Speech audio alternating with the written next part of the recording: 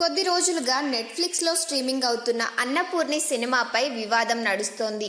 హిందువుల మనోభావాలను దెబ్బతీసేలా ఈ సినిమా ఉందంటూ కోర్టుకెక్కారు. ఈ దెబ్బతో సినిమాని స్ట్రీమింగ్ చేయడం ఆపేసింది నెట్ఫ్లిక్స్. అన్నపూర్ణి సినిమా వివాదంపై నటి నయనతార క్షమాపణలు చెప్పారు. ఈ నేపథ్యంలో ఇన్స్టాగ్రామ్ వేదికగా ఆమె స్పందించారు. తనకు తన సినిమా బృందానికి ఎవరి మనోభావాలను దెబ్బతీయాలనే ఉద్దేశం లేదని వివరణ ఇచ్చారు. ఓం చిహ్నం జై శ్రీరామ్ నినాదంతో కూడిన క్షమాపణ లేఖను నయనతార షేర్ చేశారు. సానుకూల సందేశాన్ని అందించేందుకు తాము చేసిన ప్రయత్నం అనుకోని రీతిలో ఇతరులకు బాధ కలిగించి ఉండవచ్చని ఆమె వ్యాఖ్యానించారు. సెన్సార్ అనుమతి పొంది గతంలో థియేటర్లలో ప్రదర్శించిన సినిమాని ఓటీటీ ప్లాట్ఫామ్ నుంచి తొలగిస్తారని తాము ఊహించలేదు అన్నారు. ఈ సమస్య తీవ్రత ఏంటో అర్థం చేసుకున్నామని నయనతార అన్నారు. భగవంతుడిని సంపూర్ణంగా విశ్వసించే వ్యక్తి తానని, దేశవ్యాప్తంగా ఉన్న దేవాలయాలను తరచుగా సందర్శించే వ్యక్తినని ప్రస్తావించారు.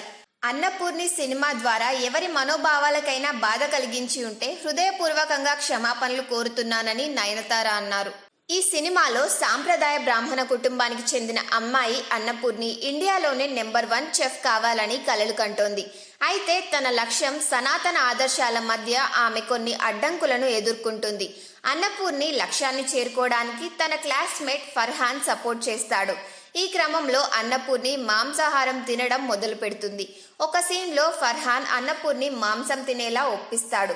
రాముడు కూడా మాంసాహారం తినేవాడని, మాంసాహారం తినడం పాపం కాదని ఈ సీన్లో చెబుతాడు. దీనిపై హిందూ సంఘాలు తీవ్ర అభ్యంతరం వ్యక్తం చేస్తున్నాయి. హిందూ ఐటీ సెల్ వ్యవస్థాపకుడు రమేష్ సోలంకి తన అభ్యంతరాన్ని వ్యక్తం చేస్తూ పోలీసులకు ఫిర్యాదు చేశాడు. దీంతో ముంబైలో కేసు కూడా నమోదైంది.